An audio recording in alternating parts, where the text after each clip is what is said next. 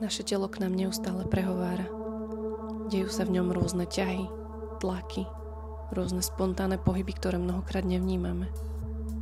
Ak venujeme dostatočnú pozornosť nášmu telu a dovolíme si tieto spontánne pohyby rozvíjať, alebo jednoducho iba pustiť kontrolu nad pohybmi tela, dostaneme sa k tomu, čo nám chce naše telo povedať. Možno zistíme, že sme si dlho nedopriali dotyk a odpojili sa od seba. Že v sebe ukrývame obrovskú vášeň, za ktorú sme sa hanbili. Že niekde v sebe držíme hlboký smútok, ktorý sme si nedovolili odsmútiť. Možno v sebe odhalíme detskú hravosť a zvedavosť, na ktorú sme už takmer zabudli.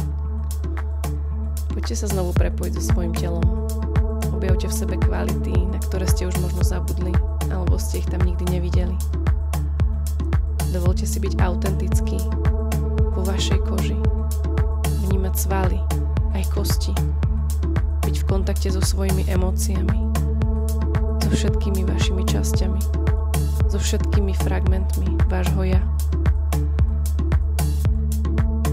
Dovolte si byť sami sebou v bezpečnom priestore, cítiť sa, vnímať sa, objavovať.